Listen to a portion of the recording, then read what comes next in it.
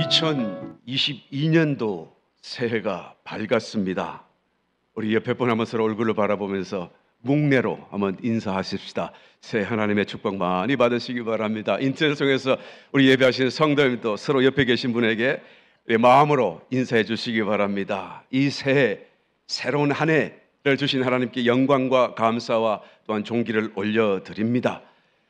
이 새 한 해 동안 여러분 하나님의 축복을 많이 받으시기를 예수님의 이름으로 축원드립니다. 새해가 되면 우리의 마음속에 늘 생각하는 공통된 어떤 감정, 마음, 생각이 있다고 한다면 뭔가 새롭고 뭔가 새로워지는 것을 기대하게 되더라라는 것이죠. 그러나 여러분, 성경에는 뭐라고 말씀합니까? 해 아래는 새 것이 없나니.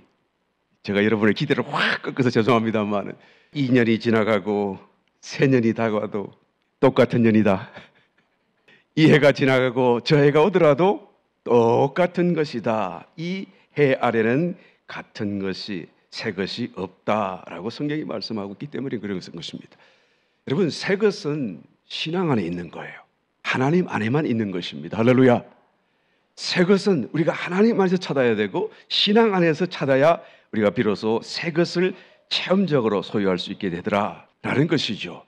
여러분, 애굽에서 살던 삶과 광야를 지나가면서 살던 삶과 그리고 약속의 땅 가나안 땅에 들어가서 살게 된 그 삶이 여러분 각기 다른 삶이다라는 것을 한번 깊이 한번 깨달아 보신 적 있나요? 묵상해 보신 적 있나요?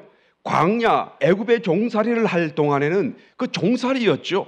마음대로 살 수 없는 종살이였었습니다. 비록 고기를 먹어도 매 맞고 핍박받고 자기의 자유가 없이 하나님을 마음대로 섬길 수 없는 종살이의 삶이었었어요.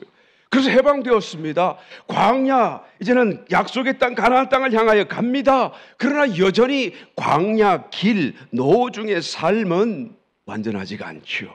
광야에서 삶은 비록 하나님의 불기둥 구름 기둥이 있어도 하나님의 인도와 하나님의 동행하심이 있어도 완전하지 않은 것은 아직도 가나안 땅이 아니기 때문에 그런 것이죠. 아직도 하나님이 약속하신 그 땅에 들어가지 못했기 때문에 그런 거예요.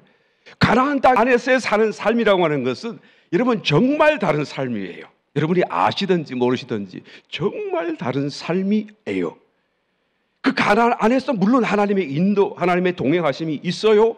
그러나 그 정도로 그치는 것이 아닙니다. 성경은 말씀하시기를 가나안 땅 안에 들어가면 이제는 하나님 안에 들어가는 것이 되는 것이고 하나님과 하나 되는 것이고 하나님과 함께 사는 것이에요. 인도 동행 수준이 아니다 그 말이에요. 그러니까 내가 사는 그 삶을 통해서 하나님이 나타나시는 삶이라 그 말이에요. 이 가나안 땅, 하나님이 하시는 이 가나안 땅의 그 진정한 영적 의미라고 하는 것은 정말로 완전한 축복이고 참으로 우리의 기대 이상의 생각지 못했던 어마어마한 하나님의 복이라는 것을 우리는 깨달아야 되는 것입니다. 이 가나안 안에서의 삶이 여러분 성경이 말하는 구원이에요. 애굽 출애굽이 구원이 아닙니다. 여러분 거기서 그치는 것이 아니에요. 그것은 구원의 시작일 뿐이에요. 광야 노중에 수많은 기적이 있었고 수많은 하나님의 역사를 체험했다고 할지라도 여러분 아직도 구원이 완성된 것이 아닙니다. 하나님의 완성된 구원은 가나안 땅 안에서 있더라라는 것이죠. 하나님이 세상을 창조하고 사람을 창조하신 목적이 거기에 있더라라는 것을 지금 성경이 말씀해 주고 있습니다. 그런데 정말 이상한 일은 그 가나안 땅에 들어왔는데 말이죠. 여호수아가 죽기까지도 이스라엘 백성들이 하나님이 주신 그 가나안 땅을 정복해 들어가지를 않아요. 이상하지 않아요? 가나안 땅에 들어왔는데요. 그 가나안 땅을 이제는 정복하고 내 것으로 삼아야 마땅함에도 불구하고 모세도 죽었고 그 여호수아도 죽기까지 이스라엘 백성들이 들어오기만 했을 뿐이죠. 그 가나안 땅을 정복해 들어가지를 않더라라는 거예요. 여러분 우리의 모습을 보는 것 같아요. 구원받았어요. 교회 생활해요. 하나님의 기적도 체험해요. 그런데 정작 하나님이 주시고자 하는 이 영적인 가나안의 축복 안에를 들어오려고 하지 않아요. 깨닫지를 못해요. 믿지를 않아요. 시도를 하지 않아요. 여러분 가나안 땅에서의 삶이라고 하는 것은 애굽에서의 삶과도 다르고 광야에서의 삶과도 전혀 다른 삶입니다. 우리에게는 정말로 새로운 시작을 말하는 거예요. 새로운 생명은 저와 여러분이 다 받지 않았습니까? 이제는 새로운 시작을 해야 돼요. 새로운 생명은 받았지만은 그 생명을 따라 어떻게 살고 그 생명 안에서 어떻게 살지를 우리가 알지를 못해요. 새로운 삶의 방식이 필요하더라라는 것이죠. 그러므로 주님은 말씀하시기를 새 포도주는 새 부대에 넣어야 할 것이다 라고 말하는 것이죠. 새로운 생명을 새 부대, 새로운 삶의 방식을 통해서 그것을 가동해야 이 새로운 생명이 제대로 작동하게 될 것이고 나타나게 될 것이고 체험되게 될 것이다 라고 말씀하시는 거예요. 여러분 2022년도를 이 새해를 시작하시면서 정말 새로운 시작이 되시기를, 신앙 안에서 정말로 새로워지게 되시기를 예수님의 이름으로 다시 한번 축원드립니다. 첫 번째로 어떻게 그러면 이 새로운 삶을 살고 새로운 시작이 될 수가 있습니까? 우리 본문 말씀을 돌아가 찾아봅니다. 여호수아서 4장 19절 20절 정월 10일에 백성이 요단에서 올라와서 여리고 동편 지경 길갈에 진침해 여호수아가 그 요단에서 가져온 12돌을 길갈에 세우고, 여러분 길갈에 기념비를 세웠다라고 지금 성경이 말씀하고 있죠. 우리의 새로운 삶을 살고 새로운 생명 가운데 살기 위해서는 길갈에 기념비가 서야 돼요. 이 기념비라고 하는 것은 돌비인데요. 무슨 의미입니까? 여러분 돌이라고 하는 것은 성경 속에서 우리 자신을 의미한다라는 것을 깨달아 볼 수가 있습니다. 집을 떠나 나온 야곱이, 도망 나온 야곱이 광야 가운데 차량 없이 행하다가 밤이 되어 돌베개 베고 잠자고 잠을 잘 때에 하나님이 나타나셨고 그 하나님을 보게 된 야곱이 놀라서 일어나 어떻게 했습니까? 자기가 베개하던 그 돌을 세워 기름 붓고 이 돌이 하나님의 성전이 될 것이다 라고 서문하는 모습을 보게 되죠. 그런데 이 의미가 얼마나 복잡하고 얼마나 참 시크릿한지 몰라요. 이 신약에 와서 보니까 이것이 바로 이 돌이라는 것이 우리를 말하는구나. 신약의 베드로라고 하라. 반석, 돌, 편편한 돌이라는 말씀이죠. 그러니까 베드로 돌이라고 해라. 그 말은 이제는 베드로 사도를 통해서 모든 성도를 하나님이 이제는 가르쳐 주시는 거예요. 너희가 돌이다. 오해하지 마시길 바랍니다. 이게 머리가 둔하다 그 말이 아니고 영적인 의미 속에서 이제는 정말 아름다운 의미를 가지죠. 성도가 돌이다라는 거예요. 이 돌이 오랜 시간을 지나면서 이 지압과 그다음에 고열과 그다음에 이런 시간 속에 변화가 되지 않아요? 그래서 어떻게 됩니까? 마침내 보석이 되잖아요. 그 돌이 오랜 시간 되면서 찬란한 빛을 발하는 보석으로 본성적인 변화를 일으키는 것처럼 말이죠. 영적인 의미 속에서 돌인 저와 여러분 성도가 성령에 태우시는 그 역사 속에서 세월 속에서 변화되어지게 되면 뭐가 되죠? 보석이 되는 거예요. 할렐루야. 그래서 그 보석이 마침내 야곱의 소원처럼 성전이 되리라 라고 말씀하는 거예요.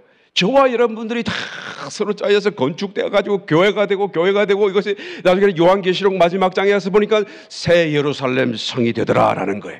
그 새 예루살렘 성이 얼마나 많은 찬란한 보석들로 가득합니까 여러분?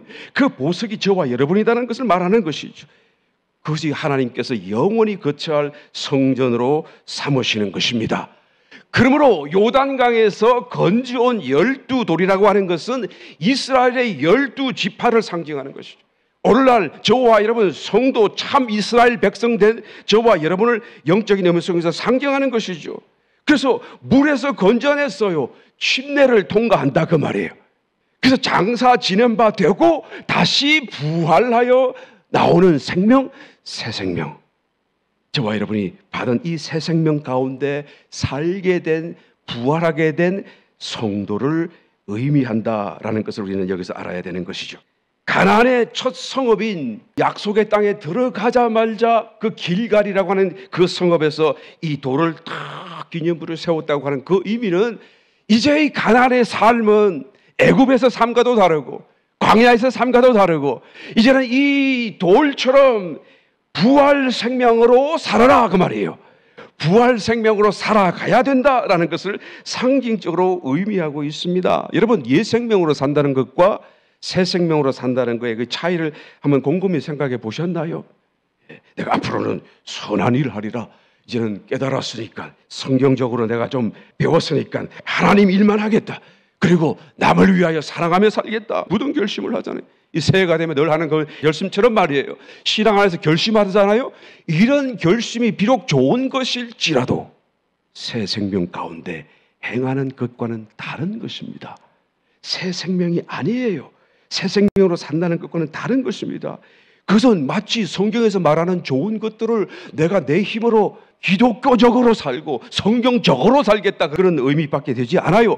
여전히 자신의 생명, 여전히 자신의 옛 생명으로 이제는 뭔가 좀 다른 어떤 삶을 살아보겠다라고 말하는 것밖에는 되지 않는 것이죠. 새 생명으로 산다고 하는 것은 말 그대로 새로운 생명 속에 사는 거예요. 그러니까 이제는 내가 아니라 전혀 다른 새로운 사람으로 사는 거예요. 할렐루야. 이게 깨달아지시면 크게 아멘 하시기 바랍니다.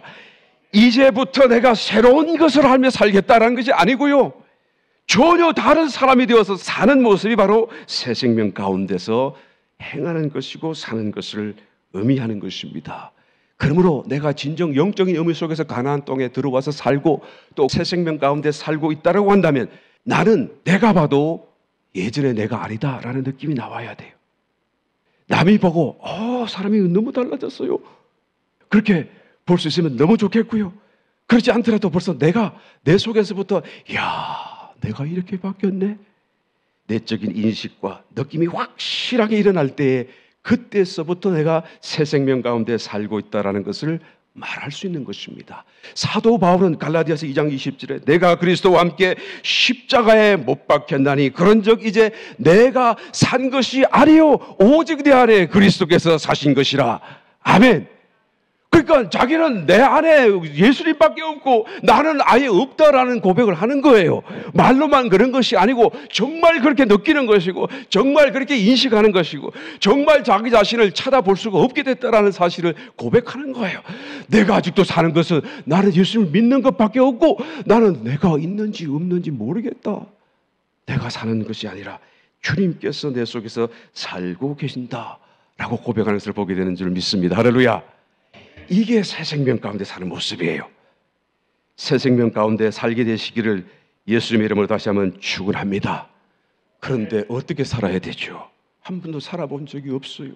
영국의 동인도 회사, 르네상스가 일어나고 산업혁명이 일어나고 엄청난 발전해갈 때 전 세계를 무역 식민지로 만들려고 독점해서 동인도 회사를 차리고 이 독점 기업으로서 전 세계를 이렇게 정복해 나가던 시절이 있었는데요. 그래서 인도 지역에 가서 이 인도를 어떻게 삼킬까 하다가 보는 게 시골에 갔는데 시골에 유지들이 있잖아요. 그 유지들에게 잘 보여가지고 우리 말을 잘 듣게 하려고 이제 선물을 하나 큼직하게 딱 전달해 줘요. 근데 선물을 뭘 줬는가 하니까 트랙터를 갖다 줬어요. 이 트랙터라는 걸 보지도 듣지도 못했던 거죠, 이 사람들은. 그러니까 평생 소를 쟁기 물려가지고 끌고 아니면 사람이 직접 땅을 일구고 그러면서 농사를 지었던 사람들에게 트랙터를 딱 갖다 주니까 트랙터는 반나절이면 며칠을 할 거를 갖다가 힘도 안 들이고 할 수 있는 하나의 어떤 발명품 아니겠어요? 그래서 그것을 딱 선물로 주고 아주 의기양양했어요. 그리고 약간 시간이 지났는데 어떻게 잘하나, 얼마나 우리에게 고맙게 생각할까 하고 다시 찾아가서 보니까 이상한 광경을 발견했어요. 그 트랙터 앞에 소 2마리를 탁하게 걸어가지고 끌게 하고 그 트랙터에는 푹신푹신하니까 거기에 이제 앉아가지고 이야 하면서 그러고 하고 있는 거예요.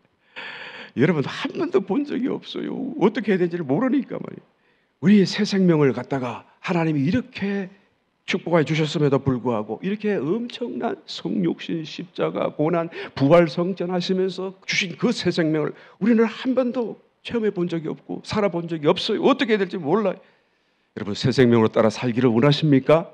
이 한 해 정말 영적 가난 속에서 살기를 원하십니까? 정말로 원하신다고 한다면 우리는 먼저 그 새 생명을 주목해야 돼요. 주목해야 돼요.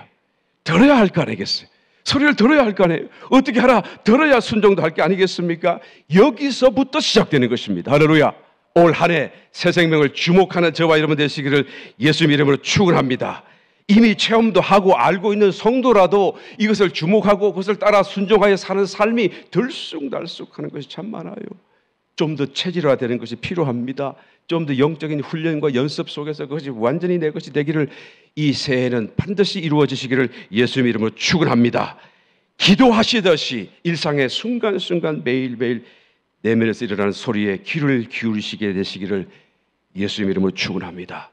그 소리를 듣는 순간부터 길갈의 기념비가 이제 세워지기 시작하는 거예요. 할렐루야. 어느 날 어느 순간 내 삶 속에 이 기념비가 우뚝 서 있는 것을 우리가 보게 될 줄 믿습니다. 두 번째로 새 생명을 어떻게 우리가 따라 살 수가 있습니까?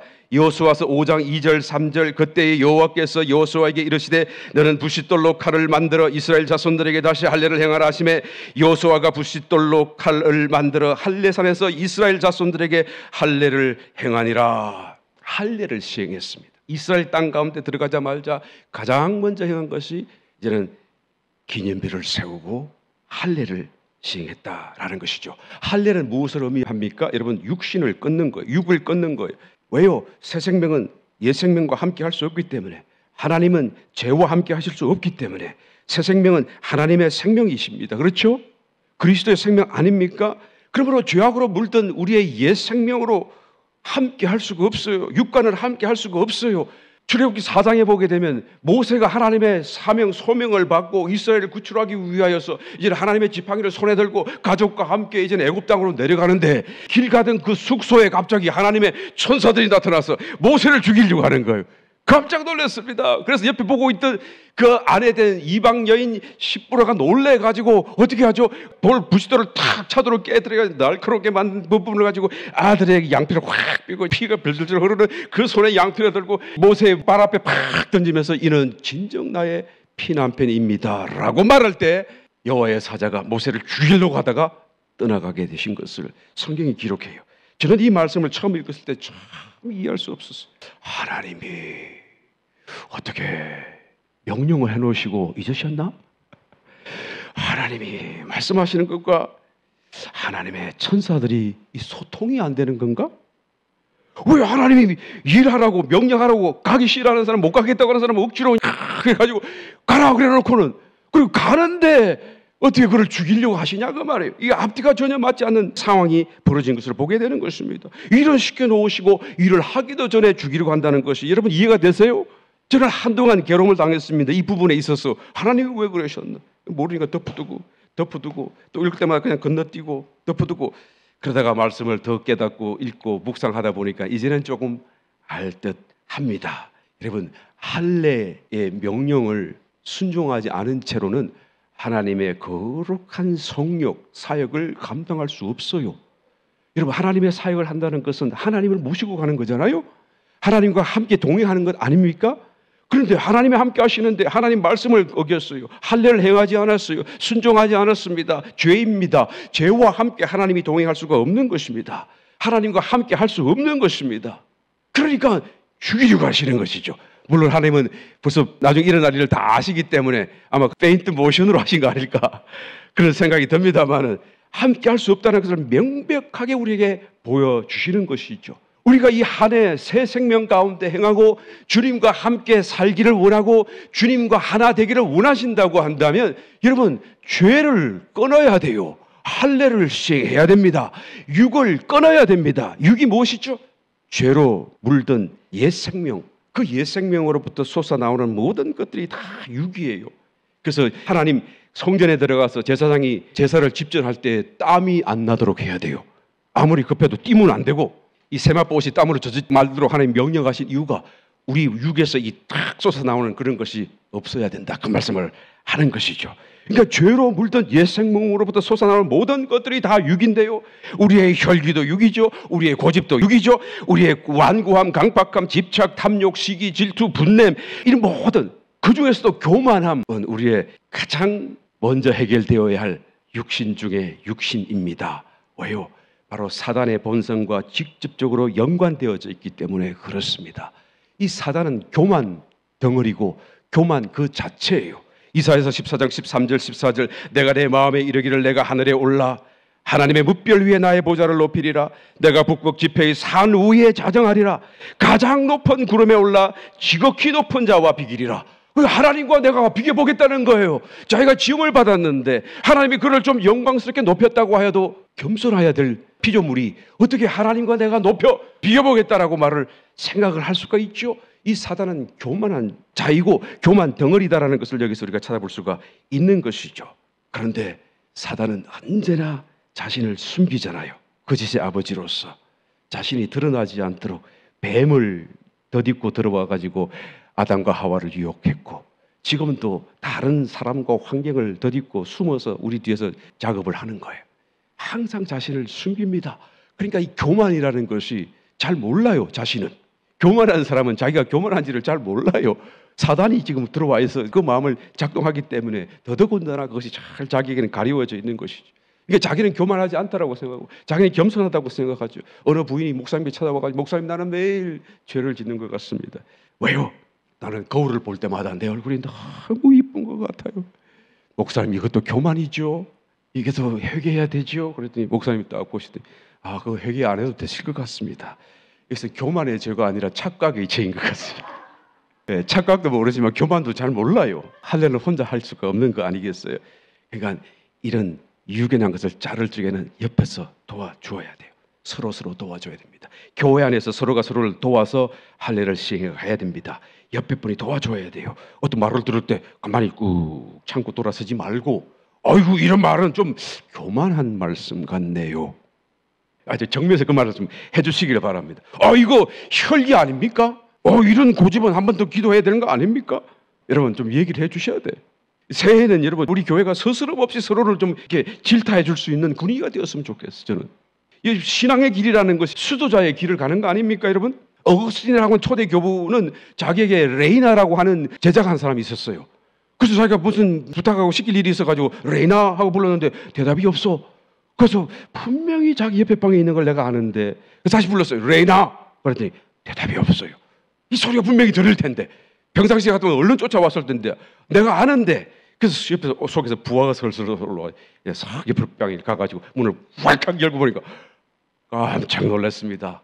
그 레이나 제자가 하나님 기도하고 있는 거예요. 얼마나 간절하게 기도하는지 이 소리가 안 들릴 정도로 이건 너무나 부끄럽고 창피하고 문을 살금이 닫고 나와가지고 그 기도가 끝나기를 기다렸다가 기도가 다 끝난 뒤에 레이나 내가 너무 교만했구나. 내가 이 땅에 엎드릴 테니 내 목을 네 발로 밟고 이 교만한 어거스틴, 이 교만한 어거스틴, 이 교만한 어거스틴아 라고 3번 얘기해달라 그렇게 요청을 했다는 거예요. 자기가 가슴을 쳤습니다. 나는 평소에 겸손한 줄 알았는데 내 속에 나도 모르게 때가 되면 불긋불긋 올라오는 이런 엄청난 교만이 있다는 것을 알고 그런 참회와 회개를 했다라는 것이죠. 여러분 이 사람뿐만 아닙니다. 사실은요. 프란체스카 같은 사람들도 길을 가다가도 갑자기 교만한 생각이 들면 그냥 엎드려서 내 목을 밟아라 제자에게. 그리고 나를 이 나쁜 놈아 나를 질타하라고 얘기를 하고 그 제자도 순종하는 마음으로 그대로 발을 밟고 이 나쁜 놈아 라고 말을 하면서 그런 삶을 살았어요. 여러분. 그 사람도 죽었고 이 사람도 죽었고 우리도 죽을 거잖아요. 그러면 우리가 서로 얼굴 좀 마주보면서 좋은 얘기하면 돌아서고 그게 좋을 것 같아요. 여러분 얼굴을 붉히더라도 우리가 순종하는 마음으로 서로 겸손한 마음으로 우리가 지적해주면 하나님 엎드리는 마음으로 정말 이 한 해를 살아가고 싶어요. 그래서 우리가 우리 속에 있는 이런 혈기, 육 이런 걸 좀 버르장머리 이런 걸 좀 고쳤으면 좋겠어요. 이 한 해에 좀 이와 같은 엄청난 변화의 역사 고침의 역사가 일어나게 되시기를 예수님 이름으로 축원합니다. 할례를 시행했어요. 3번째로 그 다음에 어떻게 합니까? 여리고성을 함락시켰습니다.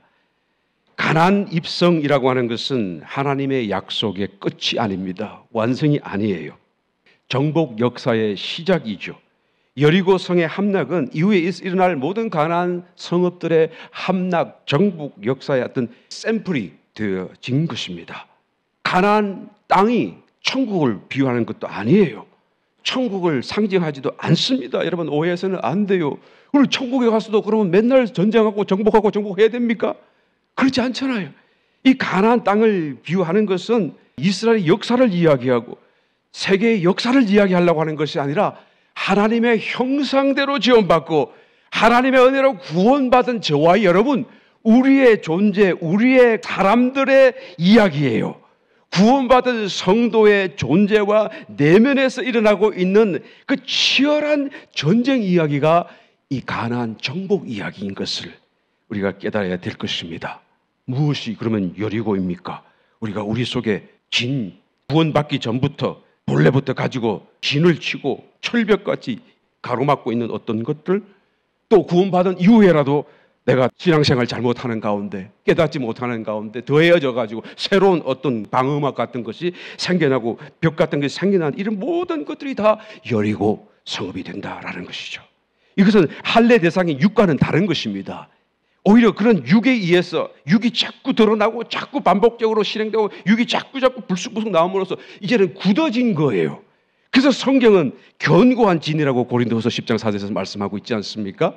자꾸 육이 나와가지고 내 속에서 그것이 습관이 되고 견고한 진이 되어가지고 이제는 아무도 못 건드리는 어떤 벽이 되어요. 그래서 이것들이 공통적으로 무슨 일을 합니까? 새 생명을 따라 사는 길을 방해해요. 하나님을 못 들어오게 해요. 하나님의 말씀을 못 듣게 해요. 그러므로 우리는 할례도 행해야 되겠지만 여리고 성을 함락해야 된다라는 것이죠. 정상적이지 못하고 괴팍하거나 조절이 안 되는 그런 성질이 있다고 한다면 그것이 바로 내 마음의 여리고 성입니다. 무너뜨려야 돼요. 고쳐가야 돼요. 할렐루야. 나는 본래부터 그래. 그런 말을 해서는 안 돼요. 우리는 정상적인 건강한 성격과 성품으로 바뀌어져야 되고 거기서 한 걸음 더 나아가서 하나님을 나타낼 수 있는 아름다운 덕스러운 사람과 성품으로 바뀌어져 가야 되기 때문에 그런 것이죠. 어떤 사람은 병적인 외로움을 느끼는 사람이 있어요. 그러니까 막 떨어지는 낙엽에도 그냥 눈물이 뚝뚝뚝뚝 떨어지는 사람. 그걸 보게 되면 자기 가정도 있고 남편도 있고 심지어 교회도 다녀요. 그런데도 그냥 늘 외롭게 나는 혼자 있는 것 같은 그런 외로움을 느끼는 사람이 있어요. 이것도 지금 여러분 내 마음속에 슬그머니 들어온 사단이 나의 그 마음을 사로잡고 자꾸 외로운 감정 속에 살게 해요. 주님을 자꾸 가로막게 하는 철벽이 되도록 만들어간다는 것을 우리는 깨달아야 되는 것이죠. 어떤 사람은 지나친 불안과 염려를 가져요. 그래서 현재도 불안하고 양내도 불안하고 이 문제가 해결되면 저 문제를 걱정하고 저 문제가 해결되면 저 걱정을 걱정하고 미리 일어날 일들을 다 끌어당겨가지고 걱정하고 자기 문제가 없으면 남의 문제도 끌어당겨가지고 이제는 걱정하고 그것도 없으면 전 세계의 문제를 끌어다가 그걸 걱정하고 이게 끝이 없어요. 이런 사람도 마찬가지 그 마음이 불안과 염려로 견고한 진이 이미 세워져 있다는 것을 알아야 되는 것이죠. 이런 염려와 불안 속에 사는 사람들은 하나님의 말씀을 바라도 여러분 가시떨기가 되어서 그것이 성장하고 열매 맺지 못하게 만들어버리는 것이죠. 그러므로 반드시 이 여리고성, 마음의 여리고성을 우리는 함락해야 되는 것입니다. 어떤 사람은 조급증이 있어요. 우울증이 있어요. 어떤 사람은 선입견 속에 사람을 비판적으로 볼 때마다 사랑하는 마음을 품지를 못해요. 좀 당하면 어때요? 좀 손해보면 어때요? 그렇지만 그걸 안 보려고 늘 사람을 이상한 이렇게 옆으로 눈으로 이렇게 보는 그런 선입견을 가지고 살아가는 사람들. 이 모든 것이 다 우리의 마음 속에 있어서는 안 될 여리고성이라는 것을 깨달아야 될 줄 믿습니다. 여리고성을 함락시키는 저와 여러분 되시기를 예수님 이름으로 축원합니다. 어떻게 여리고성을 함락시켰죠? 돌았어요. 매일 한 바퀴씩 돌았어요.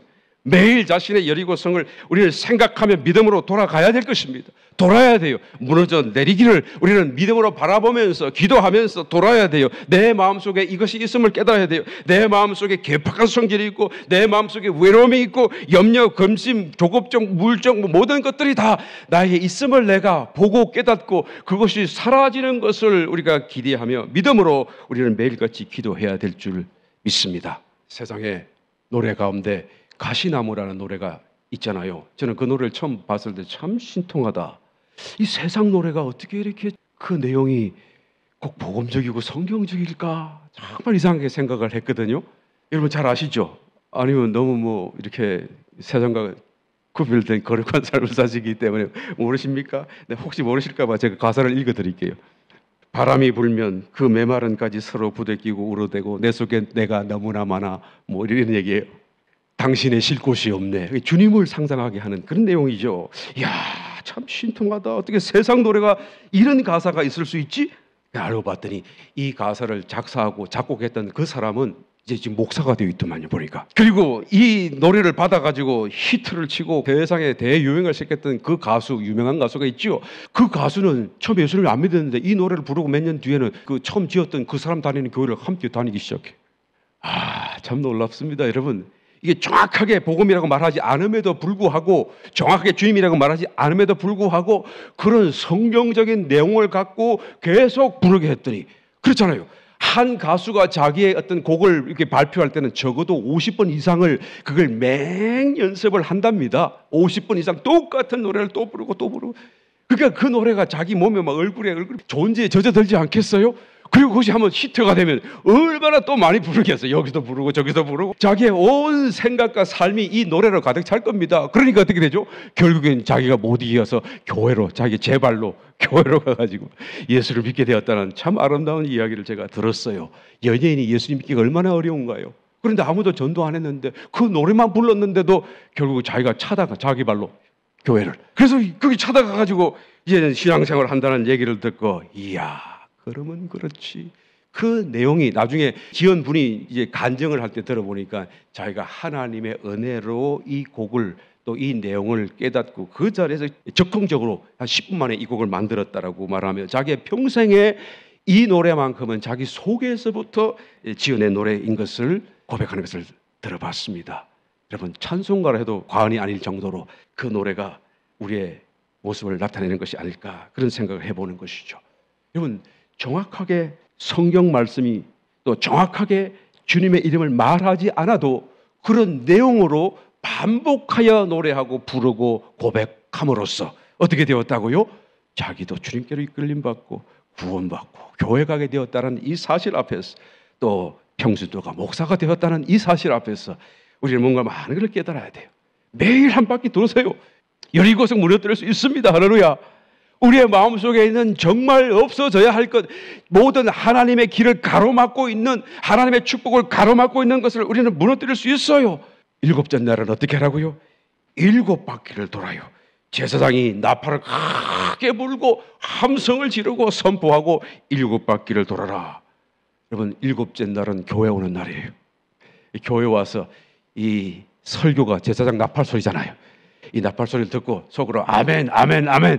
그리고 하나님 앞에서 자기의 사라질 것을 믿음으로 선포하고 또 말하게 되시기를 예수님 이름으로 축원합니다. 여러분, 그럴 때마다 우리 속에 있는 여리고성이 하나씩 하나씩 무너지게 될 것입니다. 올 한 해 여러분, 새해가 시작됐어요. 이 새해는 우리 모든 성도님들이 각자 자신의 여리고성이 적어도 하나 이상 무너져 내리는, 그래서 연이어서 정복의 역사가 일어나게 되는 그런 놀라운 영적 승리의 한 해가 되시기를 예수님으로 축원합니다.